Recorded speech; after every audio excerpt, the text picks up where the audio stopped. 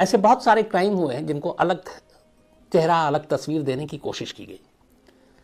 कत्ल को कई बार रोड एक्सीडेंट बनाने की कोशिश की गई, कत्ल को कई बार सुसाइड बनाने की कोशिश की गई, और अलग अलग तरीके से कातिल जो है वो कानून को उलझाने की हमेशा कोशिश करता रहा है। तो मुजरिम और कानून के बीच में आंख मिचौनी का खेल हमेशा से चलता रहा है।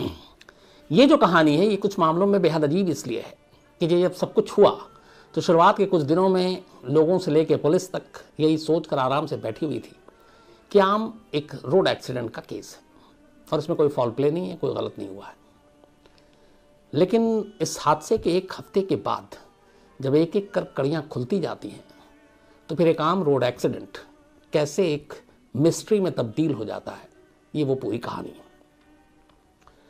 कहानी केरल की है, कहानी केरल के कोच्चि की है, और ये जो नवंबर की बात है 1 नवंबर की है, 31 अक्टूबर और 1 नवंबर के बल्कि दरमियान की। केरल में एक दो मॉडल थी, दोनों 2019 में केरल के मिस केरल के लिए कंपटीशन में उतरती हैं और उनमें से एक अंशी कबीर ये विनर होती हैं और दूसरी थी एक अंजना शाजा, ये रनर अप थी 2019 मिस केरल कंपटीशन की। इत्तेफाक से अंशी कबीर और अंजना दोनों पुरानी दोस्त थी, दोनों को मॉडलिंग का शौक था, हालांकि प्रोफेशन इनका अलग था। जो अंजना थी वो डॉक्टर थी और अंशी कबीर ये एक इंजीनियर थी। अच्छी खासी दोनों पढ़ी लिखी, ब्रिलियंट, लेकिन मॉडलिंग इनका जुनून था और इसी मॉडलिंग के पेशे को अपनाने के लिए, इसमें अपना करियर देखते हुए दोनों ने मिस केरल कंपटीशन में हिस्सा लिया और इत्तेफाक से दोनों सहेलियां, एक विनर होती है और एक रनर अप होती है। जिंदगी ठीक ठाक चल रही थी। 31 अक्टूबर इसी साल, अभी लास्ट मंथ की बात है, कोच्चि में एक होटल में एक पार्टी थी। उस पार्टी में दोनों सहेलियां जाती हैं, अंशी कबीर और अंजना। पार्टी से करीब रात 12:30 से 1 के दरमियान ये लोग उस होटल से बाहर निकलती हैं और उसके बाद गाड़ी में बैठकर अपने अपने घर को जा रही थी। अंशी और अंजना ये दोनों एक ही गाड़ी में एक साथ थी। इनके साथ इनका एक दोस्त था जिसका नाम था मोहम्मद आशिक, ये अंजना का दोस्त था, और जो गाड़ी को ड्राइव कर रहा था वो ड्राइवर था अब्दुल रहमान। तो अब्दुल रहमान, मोहम्मद आशिक ये दोनों गाड़ी के आगे बैठे हुए थे, चूंकि अब्दुल रहमान ड्राइव कर रहा था और मोहम्मद आशिक ड्राइवर के बराबर वाली सीट पे था। अंशी कबीर और अंजना गाड़ी के पीछे बैठी हुई थी। गाड़ी होटल से निकलकर national highway 66 Ernakulam bypass road पर पहुंचती है और वहां से एक जगह है चक्कारा प्राम्बू, वहां पे जब ये पहुंचती है, रात के करीब 1 बजे का वक्त होगा, अचानक गाड़ी का एक्सीडेंट हो जाता है। गाड़ी की रफ्तार तेज थी, गाड़ी सड़क किनारे एक पेड़ से टकराती है। गाड़ी, कोशिश करूंगा उसकी तस्वीर में कहूँ, आसिम वर्नीता को दिखाएंगे, देख के ही लगता है कि बहुत बुरी तरीके से, बहुत तेज रफ्तार की वजह से एक्सीडेंट हुआ है। एक्सीडेंट होता, आसपास से कुछ लोग गुजर रहे होते हैं, वो पुलिस को फौरन खबर कर देते हैं। पुलिस की टीम मौका वारदात पे पहुंचती है। गाड़ी के अंदर से किसी तरह से 4 जख्मियों को बाहर निकाला जाता है, उन्हें फौरन पास के एक अस्पताल में ले जाया जाता है। लेकिन अस्पताल ले जाने पर पता चलता है कि अंशी कबीर और अंजना दोनों सहेलियां जो हैं वो ब्रॉड डेड, यानी दोनों की मौत पहले ही हो चुकी थी। मोहम्मद आशिक बुरी तरह से जख्मी था, अब्दुल रहमान भी जख्मी था, लेकिन अब्दुल रहमान जो ड्राइव कर रहा था उसको कम चोट आई थी। अगले दिन खबर छपती है, क्योंकि दोनों मिस केरल रही थी और इस गाड़ी की तस्वीर और सारी वहाँ पे मीडिया में भी खबरें आती हैं। पुलिस इन्वेस्टिगेशन करती है, गाड़ी के अंदर से कुछ शराब की बोतलें निकलती हैं। गाड़ी की हुलिया को देख के पुलिस ये मान के चलती है कि शराब के नशे में गाड़ी चलाई जा रही थी, वैसे भी पार्टी से लौटे थे। और इत्तेफाक से ड्राइवर अब्दुल रहमान, इसका भी ब्लड टेस्ट में अल्कोहल निकल आता है, तो पता चला कि ड्राइवर ने शराब पी रखी थी और नशे में गाड़ी चला रहा था और इसी वजह से एक्सीडेंट हो गया। अब ये सारी चीज़ें क्लियर हो गई, पुलिस को भी लगा कि इस केस में कुछ है नहीं। 2-4 दिन 5 दिन निकल गए, लेकिन इसी दौरान में मोहम्मद आशिक, तीसरा जो शख्स था उस गाड़ी में सवार, अंशी और अंजना का दोस्त, उसकी भी मौत हो गई। तो अब इस हादसे में 3 लोगों की जान जा चुकी थी। इकलौता जिंदा बचा उस कार का ड्राइवर अब्दुल रहमान। अब्दुल रहमान को हॉस्पिटल से 8 नवंबर को, इस इंसिडेंट के 1 हफ्ते के बाद, रिलीज़ कर दिया गया मरहम पट्टी इलाज के बाद। लेकिन चूंकि उसने जो ड्राइव कर रहा था शराब पीकर, ड्रंकन ड्राइविंग केस के मामले में, हालांकि इसमें नेग्लिजेंस और रफ ड्राइविंग वो सारे तो केस लगाए और ड्राइवर को पुलिस ने गिरफ्तार कर लिया। लेकिन अगले ही दिन ड्राइवर की जमानत भी हो गई क्योंकि चार्जेस अवेलेबल थे। अब उस गाड़ी में वो खुद भी था, वो भी घायल हुआ, 3 लोग मरे, लेकिन फिर भी उसको बेल मिल गई। 1 हफ्ता गुजर गया। इसी दौरान में अब पुलिस मामले की जांच कर रही थी। कुछ चीज़ें अचानक ऐसी पता चली कि केस की पूरी काया पलट जाती है। चूँकि एक एक्सीडेंट का केस है, 2 नामचीन लोग उस गाड़ी में, मिस केरल, मीडिया में भी खबरें छप रही, तस्वीरें छप रही हैं अंशी कबीर की, अंजना की। तो पुलिस को अपना केस क्लोज करना था, तो उन्होंने कि ड्राइवर ने तो पी रखी थी, ये ठीक है, बाकी कोई चश्मदीद है कि नहीं है। अब पुलिस इस तलाश में मौका वारदात पे फिर से पहुंचती है जहाँ पे एक्सीडेंट हुआ था। वहाँ जाने पे कुछ विटनेस मिलते हैं जिन्होंने पुलिस को फ़ोन किया था इस गाड़ी को, तो उनमें से कुछ लोगों ने एक्सीडेंट देखा था। एक शख्स गवाही देता है, वो कहता है कि जब ये एक्सीडेंट हुआ तो उसके पीछे 2 गाड़ियाँ थी और ये दोनों गाड़ी को उसने देखा कि वो दूर से ही साथ आ रही थी। जब एक्सीडेंट हुआ तो वो दोनों गाड़ियाँ रुकी, उनमें से एक शख्स बाहर निकला, वो गाड़ी के करीब आया, अंदर से कराहने की आवाज़ आ रही थी, हेल्प हेल्प की आवाज़ आ रही थी। अंशी और अंजना और उसके दोस्त मदद मांग रहे होंगे, लेकिन वो शख्स आता है, गाड़ी को देखता है, झांकता, वापस अपनी गाड़ी में बैठता है और वहाँ से निकल जाता है। न वो उनकी मदद करता है, ना वो पुलिस को कॉल करता है, ना एम्बुलेंस को कॉल करता है, भाग जाता है। अब पुलिस के लिए बात बड़ी अजीब है कि इन दोनों मॉडल की गाड़ी को कोई फॉलो कर रहा है और एक्सीडेंट होते हुए देखता है। अब अगर उसका कोई इसमें हाथ नहीं है तो इतना तो कर सकता था कि वो पुलिस को कॉल कर दे या हॉस्पिटल को कॉल कर दे या उनकी मदद कर दे बाहर निकालने में, बट वो ऐसा कुछ नहीं करता, भाग जाता है। यहाँ से पुलिस के कान खड़े होते हैं। पुलिस कहती है कि इस मामले को अब तफ्तीश किए जाए। तब तक ये मामला, अब चूँकि जब ये चश्मदीद की बात विटनेस की आई तो अखबारों में छप गई। अब पुलिस के ऊपर प्रेशर आ गया कि कहीं यह हादसा कोई साजिश तो नहीं है। तब तक इस मामले को लोकल पुलिस से लेकर क्राइम ब्रांच को सौंप दिया गया। अब क्राइम ब्रांच इस मामले की तफ्तीश कर रही है। क्राइम ब्रांच ने सबसे पहले पता किया कि उस रात हुआ क्या था, पूरा इवेंट्स क्या था। पता चला कि 31 अक्टूबर की रात को कोच्चि के एक अच्छे से खासे होटल में एक पार्टी रखी गई थी और इस पार्टी का नाम रखा गया था 18 क्लब। मतलब नाम से कि 18 से ऊपर के लोग शामिल होंगे। इस पार्टी में अंशी और अंजना दोनों गए थे, वहाँ शामिल हुए और उस पार्टी से ये लोग रात को वहाँ से निकले। निकलने के बाद ये एक्सीडेंट हुआ। ये पूरी कहानी थी। लोकल पुलिस ने भी इसी तरीके से इस कहानी को समझा, लेकिन क्राइम ब्रांच ने कहा कि अब इस जो कुछ हुआ और अगर 2 लोग 2 गाड़ी इन दोनों को फॉलो कर रही है, पीछा कर रही है, तो इसके तार कहीं ना कहीं उस होटल से जुड़े होंगे। वो कौन लोग हो सकते हैं? क्योंकि विटनेस ने बताया था देखने में गाड़ी भी महंगी थी। पुलिस जीरो इन करती है उस होटल पे जहां ये पार्टी थी। अब जब पुलिस इस जीरो इन करती है तो पता चलता है कि पुलिस अब तक जिस लाइन पे काम कर रही थी वो लाइन ही बेकार थी, कहानी कुछ और है और शक और पुख्ता और गहरा जाता है।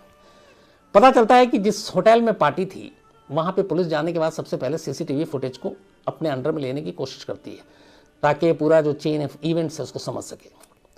पुलिस गई, होटल के सीसीटीवी फुटेज मांगे। सीसीटीवी फुटेज शुरुआत में बड़े सही तरीके से दिखाए गए। दिखा कि 31 अक्टूबर की शाम 7:30 बजे अंशी और उसका दोस्त मोहम्मद आशिक और अंजना ये तीनों होटल में एंट्री करती हैं। कैमरे में साफ साफ दिख रहा है। लेकिन इसके बाद 7:30 पे वो एंटर करती हैं। 7:30 तक कैमरे में सब कुछ है, लेकिन फिर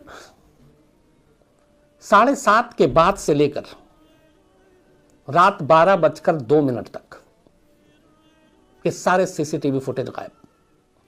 मतलब जब एंट्री हुई 7:30 में तो ये पुख्ता हो गया कि अंशी और अंजना यहां आई थी, लेकिन उसके बाद के सीसीटीवी गायब है 12:02 तक। अब पुलिस को लगा कि 12:02 तक जिस होटल में पार्टी थी, पार्टी हॉल, सारे सीसीटीवी फुटेज गायब है। पुलिस ने कहा चलो पार्किंग के ये सीसीटीवी एंगल जो कैमरे लगे हैं उसको खंगालते हैं। अब जब पुलिस वहां पहुंचती है तो देखती है कि पार्किंग के 12 बजे तक के तो सीसीटीवी फुटेज हैं, 12:02 से पार्किंग के भी सीसीटीवी फुटेज गायब।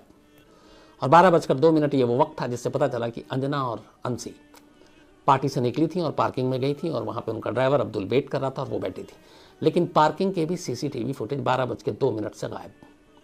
तो अंजना की एंट्री और अंशी की 7:30 बजे 7:30 पे दिखती है, लेकिन 7:30 से 12:02 तक फिर होटल के सारे सीसीटीवी फुटेज जो एंट्री है, इसके अलावा जो पार्टी हॉल है, सारे गायब हैं।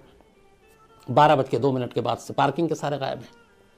अब पुलिस को लगा कि ऐसा कैसे हो सकता है। उसने स्टाफ को बुलाया और पूछा कि ये क्यों। पुलिस की सख्ती के आगे एक झुका। उसने कहा कि एक्चुअली हमारे होटल के ओनर ने हमसे कहा था कि ये सारे सीसीटीवी इनको डिलीट कर दो। इस होटल के मालिक का नाम है जे वयालथ, रॉय जे वयालथ। अब जब सारे कर्मचारियों ने नाम लिया तो पुलिस ने रॉय जे को बुलाया और उससे पूछताछ की। पहले तो वो इधर उधर बहाने करता रहा, लेकिन आखिरकार 17 नवंबर को रॉय जे वयालथ ने ये एक्सेप्ट किया कि उसी ने अपने होटल के पार्टी हॉल और पार्किंग के सीसीटीवी फुटेज को डिलीट करने का हुक्म दिया था।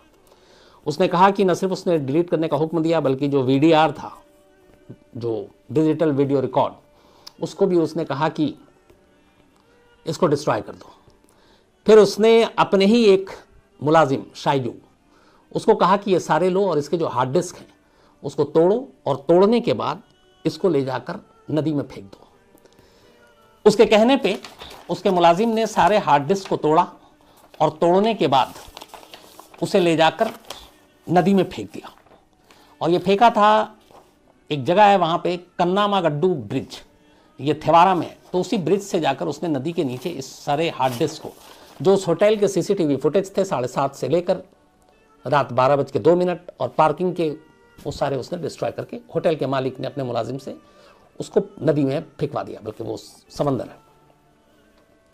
अब जब ये बात पता चली तो पुलिस ने सबसे पहले तो रॉय को अरेस्ट कर लिया डिस्ट्रक्शन और एविडेंस के तहत, और साथ में 5 और मुलाजिम को होटल के, कि आपने सबूतों को बर्बाद किया है। तो इन 5 को और मालिक को अरेस्ट किया गया। 17 ही नवंबर को अरेस्ट किया गया, लेकिन 18 नवंबर को रॉय को बेल भी मिल गई और 5 होटल के स्टाफ को भी। वो इस वक्त जमानत पर बाहर है। इस दौरान में जब उनसे पता चला कि इस ब्रिज के नीचे इन्होंने हार्ड डिस्क फेंकी है, तो फिर क्राइम ब्रांच ने बाकायदा इंडियन नेवी के कोस्ट गार्ड और कोस्टल पुलिस से हेल्प मांगी कि आप अपने डाइवर दीजिए, गोताखोर दीजिए, हमें ये एविडेंस चाहिए। उसके बाद उस एविडेंस को पानी में ढूंढने की काफ़ी कोशिश की गई, हार्ड डिस्क को, लेकिन लगभग 2 दिन तक चला ऑपरेशन, कामयाब नहीं हो पाया। कोई सबूत, कोई चीज़ उसमें से नहीं मिली। अब यहाँ पे पुलिस को के सामने सवाल ये था कि जिस वक्त ये दोनों आई उसी वक्त का सीसीटीवी फुटेज डिलीट करना, पार्किंग का डिलीट करना, और उसके बाद गाड़ी का फॉलो करना, इन सब का आपस में रिश्ता क्या है और इस एक्सीडेंट का उससे क्या कनेक्शन। अब यहाँ पे एक और विटनेस बहुत अहम था, और वो था अंशी और अंजना का वो ड्राइवर अब्दुल रहमान जो गाड़ी चला रहा था। पुलिस ने जब उसके बयान दर्ज किए तो उसने अपना बयान दिया। उसने कहा कि जब वो होटल से बाहर निकला तो लगातार रास्ते में होटल से ही 2 कार उसकी कार का पीछा कर रहे थे। बीच में एक जगह पर, उस जगह का उसने नाम भी बताया, ये जगह है कुंडनूर के पास उनमें से एक गाड़ी ने ओवरटेक करके अब्दुल की गाड़ी को रोका। उसमें से एक शख्स उतर कर आया जिसका नाम शाइजू था, और उसने कहा कि उसने देखा कि वो दोनों मैडम जो पीछे बैठी थी कार के, उनसे जाकर उस फोर्स कर रहा था कि वापस होटल चलिए। दोनों ने साफ मना कर दिया और फिर मुझे कहा कि आप गाड़ी आगे बढ़ाओ। तो मैंने आगे गाड़ी बढ़ाई, लेकिन फिर भी उन्होंने पीछा नहीं छोड़ा।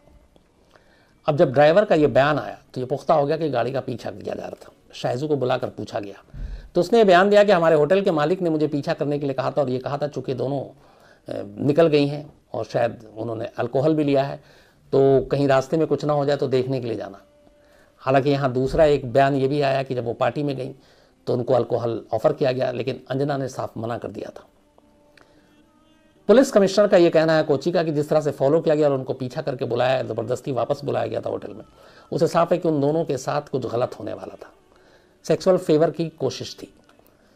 इसके बाद छानबीन में पता चला कि उस पार्टी में बहुत सारे हाई प्रोफाइल लोग मौजूद थे, जिसमें पॉलिटिशियन थे और साउथ का एक बड़ा एक्टर था, कुछ लोग उसे सुपरस्टार भी कहते हैं।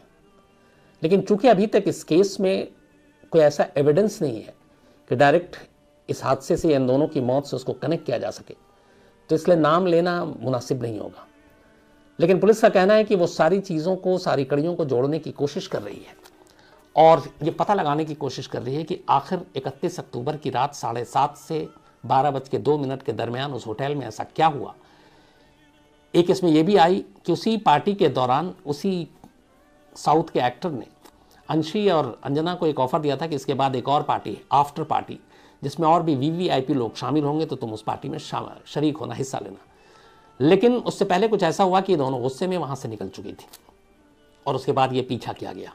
तो पुलिस यही पता करने की कोशिश कर रही है कि उस पार्टी के दौरान ऐसा क्या हुआ, इस पार्टी के बाद आफ्टर पार्टी में क्या होने वाला था, वो बड़े लोग कौन थे, वो एक्टर उसका क्या रोल था। इन सारी चीज़ों की तफ्तीश इस वक्त क्राइम ब्रांच कर रही है, लेकिन फिलहाल क्राइम ब्रांच अभी तक किसी नतीजे पर नहीं पहुंची है।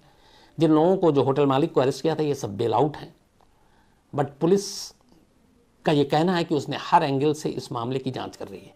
वो इसको इस मर्डर के हिसाब से भी है, इस केस की जांच कर रही है, एक एक्सीडेंट के हिसाब से भी जांच कर रही है, और बाकी उस होटल में क्या कुछ हो रहा था, क्योंकि एक और भी खबर आई कि वहाँ पे उसी पार्टी में एक ड्रग पेडलर भी था और उसके कनेक्शन, उसके रिश्ते बड़े बड़े लोगों के साथ थे, तो उसको भी खंगाला जा रहा है। लेकिन कुल मिलाकर एक ऐसा केस जो एक सिंपल रोड एक्सीडेंट का केस था शुरुआत में, अब जिस तरीके से गाड़ी का पीछा करना और सीसीटीवी फुटेज का डिलीट किया जाना, उसने इस पूरे केस को एक अजीब सा मोड़ दे दिया है। और इस वक्त कोच्चि की ये सबसे बड़ी खबर है और हर कोई सच्चाई जानना चाहता है, क्योंकि एक आम आदमी भी जानना चाहेगा कि अगर सब कुछ नॉर्मल है, इस एक्सीडेंट का उस पार्टी से कोई लेना देना नहीं है, तो पहला सवाल कि फिर सीसीटीवी फुटेज को डिलीट क्यों किया गया, होटल के मालिक ने हार्ड डिस्क को डिस्ट्रॉय क्यों किया, उसे पानी तक ले जाके क्यों फेंका, मतलब हर तरह से वो इंश्योर क्यों होना चाहता था कि इसकी एक भी तस्वीर ज़माने के सामने ना आए। क्या उन तस्वीरों में कोई ऐसा चेहरा था, क्या उन तस्वीरों में कोई ऐसी हरकत कैद थी जिससे पूरी कहानी, इन दोनों की मौत की गुत्थी सुलझ सकती है, ये अपने आप में सवाल है। और उन दो कारों में जो पीछा हो रहा था, उसमें खबर ये भी आ रही है कि एक दूसरे कार में वही एक्टर था साउथ का, और वो लगातार फॉलो कर रहा था। तो अब इन सारी चीज़ों के, सारे सवालों के जवाब केरल पुलिस को देनी है, क्राइम ब्रांच की टीम लगी हुई है। जैसे ही इसमें जो भी सच सामने आएगा, फॉलोअप मैं आपके सामने ज़रूर रखूँगा। दोस्तों, इस वीडियो के माध्यम से समाज में घट रही घटनाओं को लोगों तक पहुंचाकर हम केवल लोगों को जागरूक करने का कार्य कर रहे हैं, तथा इस वीडियो के माध्यम से किसी की भावनाओं को आहत करना हमारा उद्देश्य नहीं है। इस वीडियो का क्रेडिट सम ताहिर खान सर को जाता है। दोस्तों, जैसे कि आपको पता है कि क्राइम इतना बढ़ता जा रहा है, इसलिए मैंने फिर आपसे रिक्वेस्ट कर रहा हूं कि अपने घर से सावधानी से निकलें और अपने छोटे बच्चों को अकेला ना छोड़ें, क्योंकि दोस्तों पता नहीं क्राइम कब कैसे हो जाए।